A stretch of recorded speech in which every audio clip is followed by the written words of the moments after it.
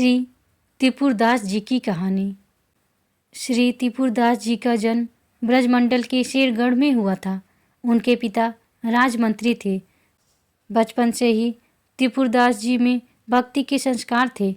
एक बार वे अपने पिता के साथ आगरा से किसी कार्य के लिए गिरिराज गोवर्धन जी आए। यहाँ उन्होंने ठाकुर श्रीनाथ जी के दर्शन किए और उनके सुंदर रूप को देखकर बहुत आकर्षित हो गए। उन्होंने यह ठान लिया कि वे अब वापस नहीं जाएंगे, बल्कि रोज इन्हीं के दर्शन करेंगे और इन्हीं के पास रहेंगे। उनके पिता ने वहाँ अपने किसी परिचित से कहा कि यह बालक हठ कर रहा है, तो वे उसे कुछ दिनों के लिए अपने पास ही रख ले। वे अपने पुत्र को छोड़ वापस लौटने के लिए निकल पड़े। रास्ते में कुछ शत्रु दल के सैनिकों ने उन्हें घेर लिया और उन्हें मार डाला।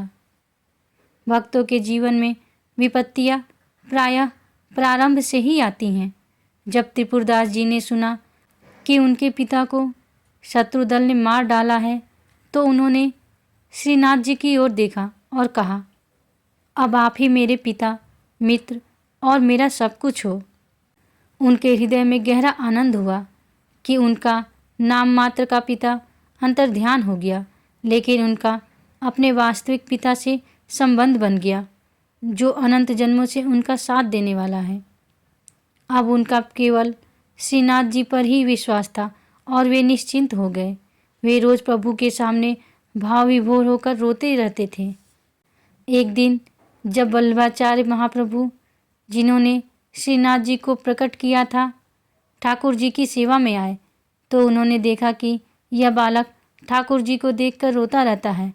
वल्लभाचार्य जी ने अपने अनुयायियों से पूछा और उन्हें बताया गया कि वह एक राजमंत्री का पुत्र है, जिसके पिता यात्रा के दौरान मारे गए और वह श्रीनाथ जी में बहुत आसक्त है। त्रिपुरदास जी ने श्री वल्लभाचार्य जी को साष्टांग दंडवत किया और कहा, प्रभु, मैं एक अनाथ बालक हूँ और मेरे नाथ केवल श्रीनाथ जी ही हैं, मुझे स्वीकार कर लीजिए। वल्लभाचार्य जी बहुत प्रसन्न हुए और उन्होंने त्रिपुरदास जी को दीक्षा दे दी। वे कुछ दिन तक त्रिपुरदास जी को अपने पास रखते हुए उन्हें सेवा, ध्यान और भक्तिमय जीवन जीने की शिक्षा देते रहे। फिर उन्होंने उन्हें वापस जाने का आदेश दिया, साथ ही आशीर्वाद दिया कि वे श्रीनाथ जी की सेवा और चिंतन करते हुए जीवन व्यतीत करें। गुरु आज्ञा का पालन करते हुए वे वापस अपने पिता की नगरी में चले गए। श्री त्रिपुरदास जी जब कुछ बड़े हुए तो राजा ने उनके पिता का पद उन्हें सौंप दिया और वे राजमंत्री बन गए। श्री त्रिपुरदास जी जानते थे कि धन की वास्तविक सार्थकता यही है कि उसका उपयोग संतों की सेवा में किया जाए। गाय, संत, ब्रह्म ऋषि, भगवान के विग्रह की पूजा और किसी असहाय व्यक्ति की मदद करना जो बीमार या असमर्थ हो। इनमें जो धन खर्च होता है वह आपके भाग्य के बैंक खाते में जमा हो जाता है। यह आपको ब्याज सहित वापस मिलेगा और हमारे प्रभु के बैंक में ब्याज बहुत अधिक है, 1 रुपये पर लाखों गुना ब्याज।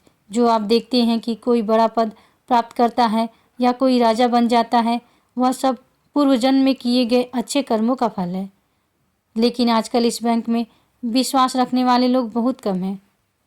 त्रिपुरदास जी ने यह निश्चय किया कि राजमंत्री पद से जो भी धन प्राप्त होगा उसे वे केवल संतों की सेवा और भगवत सेवा में ही उपयोग करेंगे। उन्होंने यह नियम लिया कि हर वर्ष सर्दियों में श्रीनाथ जी के लिए रत्नों और हीरो से सुसज्जित एक पोशाक बनवाकर भेजेंगे। त्रिपुरदास जी के घर रोज संतों की सेवा होती, रोज संत आते और प्रसाद प्राप्त करते। श्रीनाथ जी भी बहुत खुश होकर वह पोशाक धारण करते।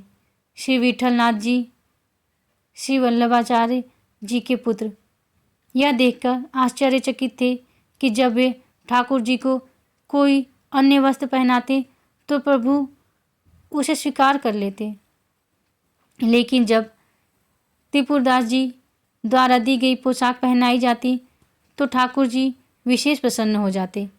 यह दर्शाता है कि भक्त द्वारा प्रेम से दी गई वस्तु को भगवान अत्यधिक भाव से स्वीकार करते हैं।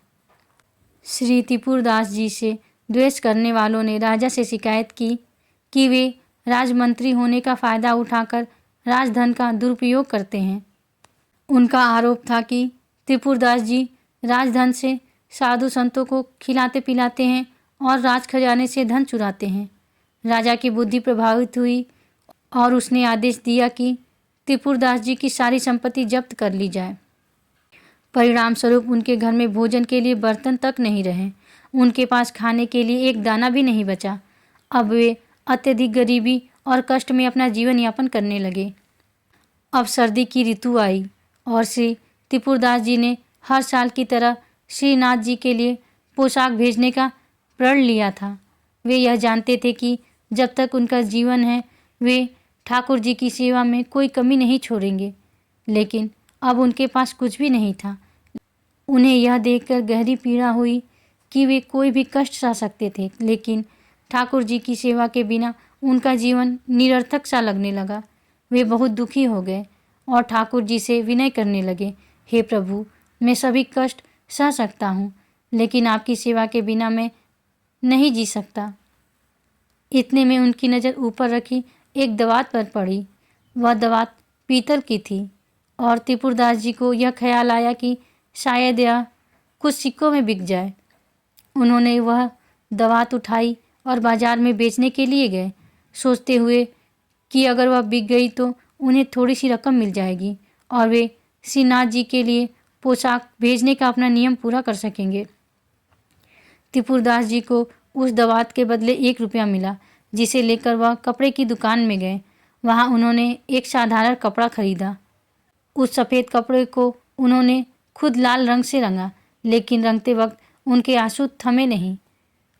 वे प्रभु से कहने लगे, हे नाथ, यह तो इतना साधारण और मोटा कपड़ा है जो आपके सेवकों के भी लायक नहीं है। मैं इसे कैसे आपके चरणों में अर्पित करूं?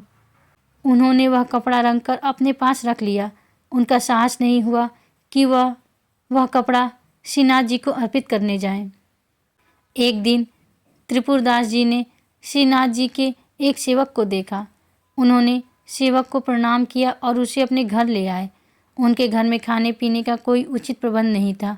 फिर भी त्रिपुरदास जी ने बहुत संकोच के साथ वह लाल रंग का कपड़ा निकाला और हाथ जोड़कर कहा, मेरी यह प्रतिज्ञा थी कि मैं हर वर्ष श्रीनाथ जी को पोशाक भेजूंगा, लेकिन विधि का विधान ऐसा है कि वह मुमकिन नहीं हो सका।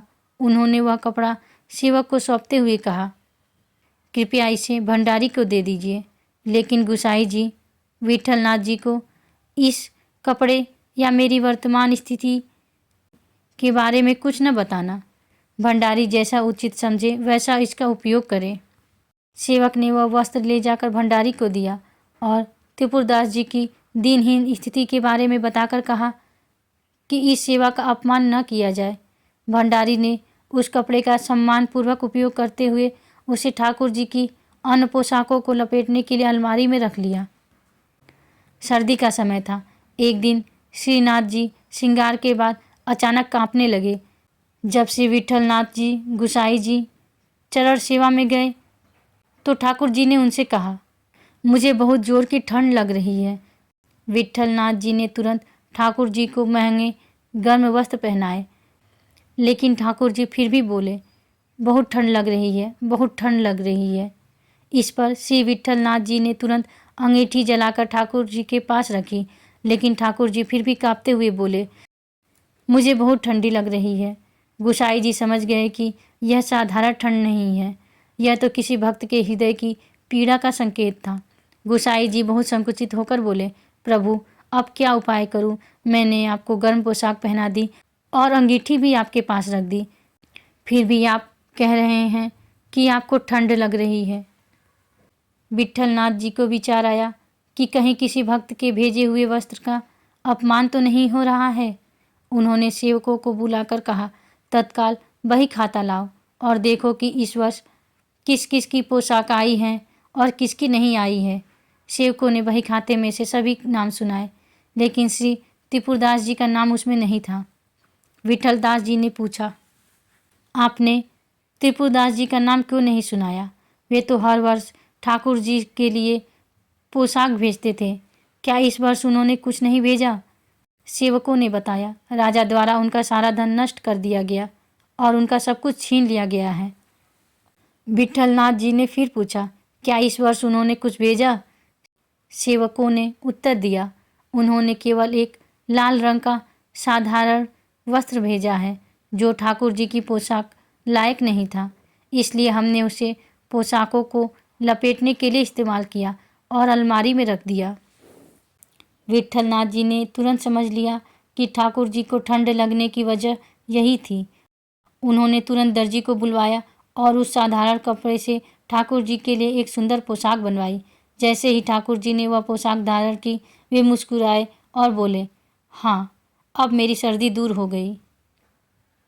हमारे ठाकुर जी बड़े रीझवार हैं। वे केवल प्रेम और भाव से ही रीझ जाते हैं।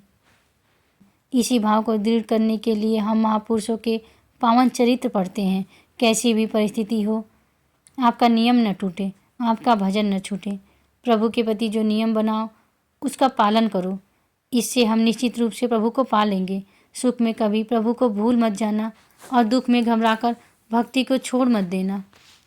आगे आपको बहुत सुख मिलेगा। यह भक्ति सुख दुख देने वाली नहीं, बल्कि सुख दुख में समान स्थिति पैदा करने वाली है। राधे राधे।